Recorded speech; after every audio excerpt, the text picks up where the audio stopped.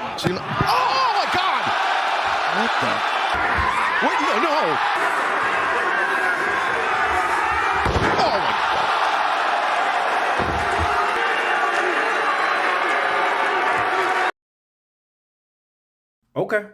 Okay, Tony Khan. Okay, you got me. I'm seated. For the first time in what feels like a long time, AEW actually has a big story. Like a big male soap opera, our king, watch every single episode, tune in to see what happens level story going on in the company. And it involves the elites, Jack Perry, and Tony Khan. And I know it's funny to say that considering what happened 2-3 weeks ago with AEW. We'll get into that in a second, but we might be locked in again. Let's talk about it. So I have a friend who works in AEW, right? He wrestles for AEW. And he messaged me yesterday. He's like, yo, you got to tune into AEW. He knows I don't really watch like that anymore. And I'm like, oh, I do? And he's like, yeah, you got to watch AEW tonight. I'm like, oh, what's going on? He's like, bro, something groundbreaking, like industry changing is going to happen tonight. I'm like, oh, it's like that?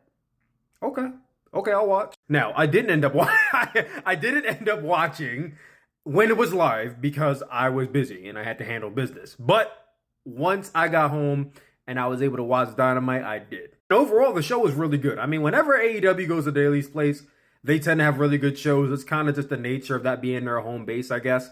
But the big thing we got to talk about is the closing angle that happened on Dynamite. So Jack Perry comes out and he basically says he has some things he wants to address and he wants to address them tonight and calls out his boss, Tony Khan, to come down to the ring. And immediately, I'm kind of concerned. Not for the kayfabe reason of what's going to happen, because as soon as he called out Tony Khan, I kind of envisioned how it was going to go down. I was concerned because Tony Khan's just awkward, bro. Like, his television presence doesn't exist. I'm sorry, I'm not trying to come at Tony Khan, but like, he's not very good on TV. He's not very good. Tony Khan is just awkward and has less than zero TV presence, so I was concerned. But he came out to the ring. So he talks about how he and Tony Khan are not on the best of terms. They had their ups and downs, but he's willing to look past that and basically let bygones be bygones because now they're basically in a new stage in AEW. He basically apologizes to Tony Khan for everything. He asks Tony Khan to shake his hand, reinstate him, and let's go on to change the world. Tony Khan obliges, they're hugging, everything is basically hunky-dory. I like that Weekend song, I Feel It Coming. I felt this coming. I knew it was coming, and I'm like, I just pray that he sells this right and he doesn't hurt himself. But Tony Khan does take the bump. Jack Perry basically stabs him with the microphone in the gut. And Tony Khan does the most hilarious sell I think I've ever seen. It's like his body pauses for a second in midair and then he falls back and he's like trying not to flop and then he's laid out like a Family Guy. It's funny. This brings out the elite and they're basically trying to talk down Jack Perry like, hey, this isn't part of the plan. What are you doing? Until eventually they show their true colors and they hit the Meltzer driver onto Tony Khan, who also does this like pause in midair before flopping to the ground. It's too funny. The elite is now standing tall. Matt Jackson, Nick Jackson, Kazuchika Okada, and Jack Perry. I never thought I would envision Jack Perry standing next to Okada as basically like a brother-in, a partner, a faction mate. That's a crazy sight to see. Shahid Khan, Tony Khan's father, was out there. He looked all concerned. He almost looked like he didn't know what the hell was going on in the sense that he didn't realize this is fake. But like he was even out there like it really did feel like a big angle. This was the show closing angle for Dynamite. And listen, AEW desperately needed this, okay? I will say it again.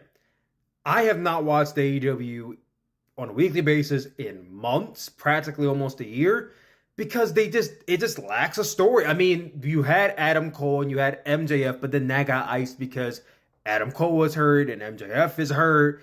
There was nothing going on, especially in a time where WWE is popping off with the Bloodline and the Judgment Day, and all these other aspects are going on right now with WWE.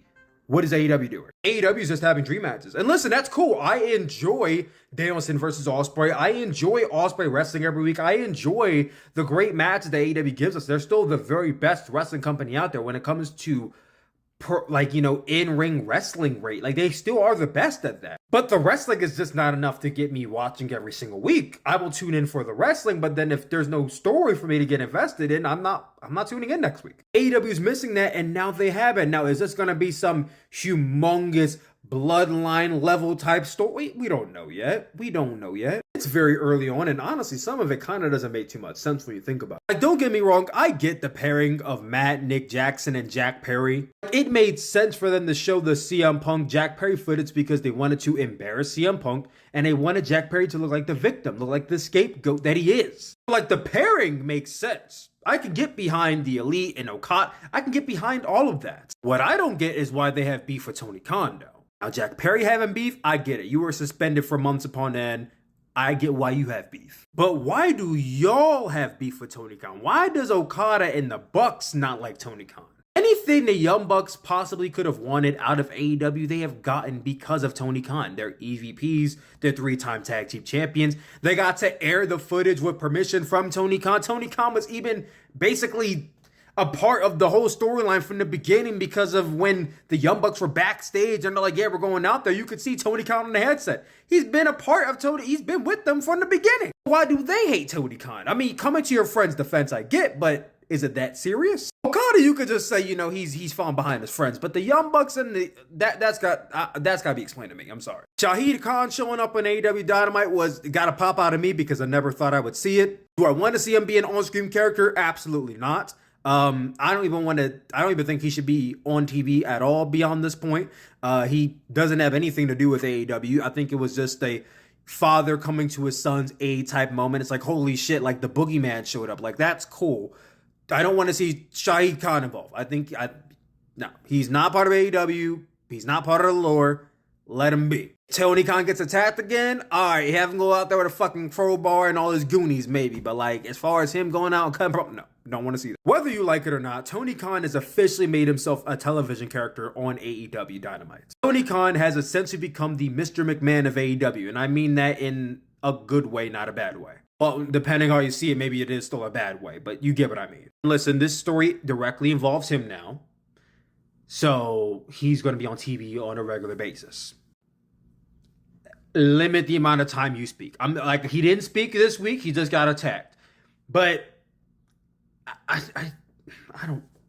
Like, at least Vince was good on the mic. At least Vince was a believable heel. Tony Khan, I don't know, man. I'm willing to give him the benefit of the doubt for now. Just like, don't embarrass yourself on television. Otherwise, you're going to make it very, very, very hard to tolerate seeing you on my television screen. Because now AEW has a major storyline, and Kenny Omega's returning next week and not complaining to things, I'll go back to watching AEW Dynamite. I've never had an issue with watching AEW Dynamite outside the fact that there was nothing interesting going on for me. I don't hate AEW. I never did hate AEW.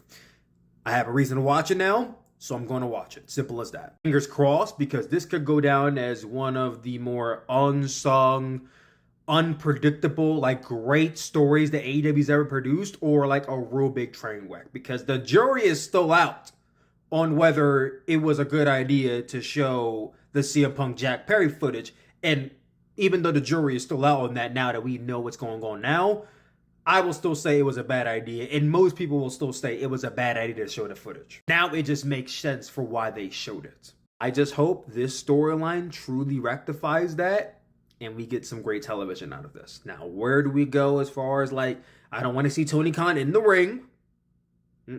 This can easily be used as an opportunity to get more talent over. Right now, they're beefing with the boss. Tony Khan basically has to pair up some baby faces that maybe he sees to be the future of the company to go up against them. Swerve is busy right now. I probably wouldn't have it be MJF until he's ready to come back, but that's one, MJF. Got FTR in there, but like, we could use another tag team, right? How do you guys feel about this? Comment down below. Let me know.